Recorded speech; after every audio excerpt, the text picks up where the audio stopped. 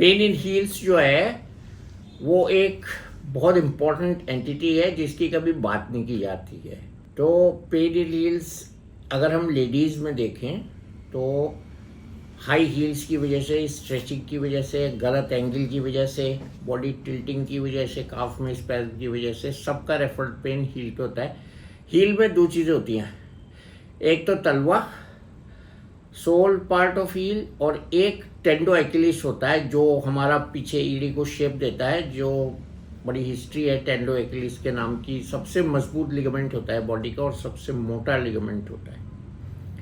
आपको इस पे लटकाया भी जा सकता है, इतना पूरी बॉडी का वेट ले सकता है ये। तो एक तो होती है प्लांटर फेशियाइटिस जो सोल के सरफेस पे होती है, उसका पेन रेफर होता है हील पे।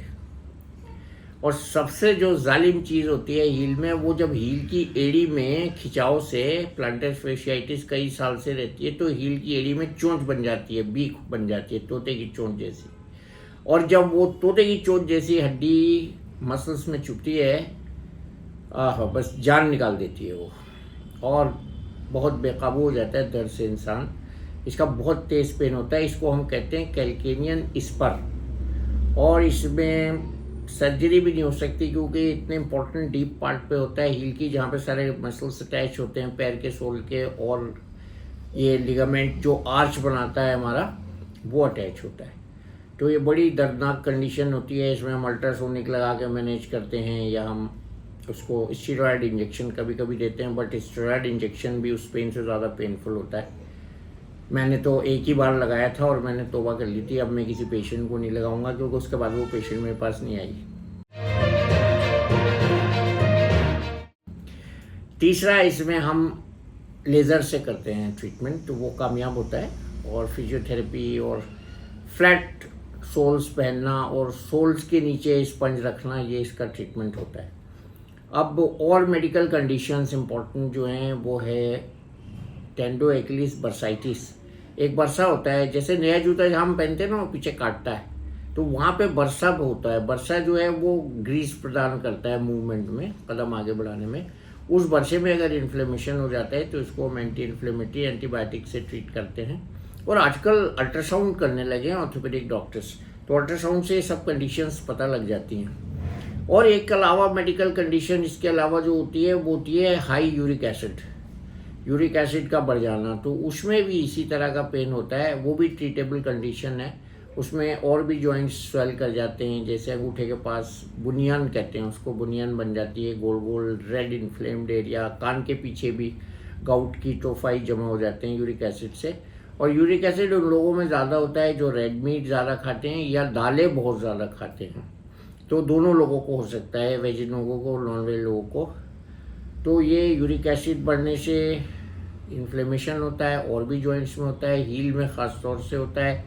और इसके अलावा है हाई हील्स।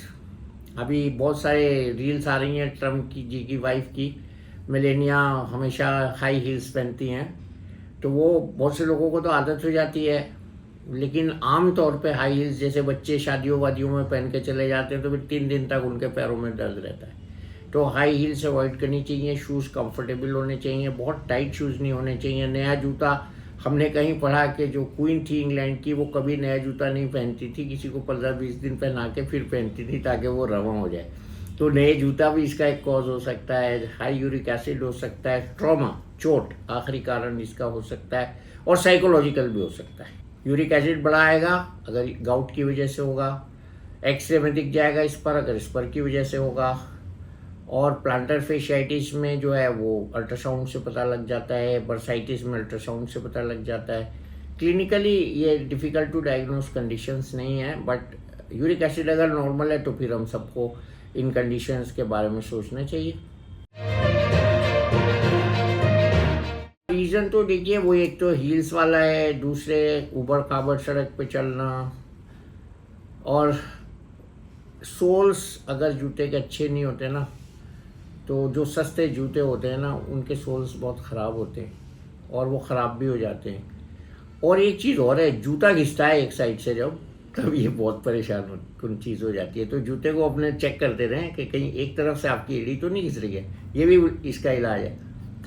और चौथा, अपना व्यायाम करें, थोड़ा सा एक्सरसाइज एंकल की करें तो ठीक हो जाएगा। तो ये एक जनरल कंडीशन है, इसकी बात करनी चाहिए। हमारे चैनल आई ऑफ ट्रुथ को सब्सक्राइब कीजिए यूट्यूब पर, इसे फॉलो कीजिए फेसबुक पर, इंस्टाग्राम पर, ट्विटर पर और कू पर।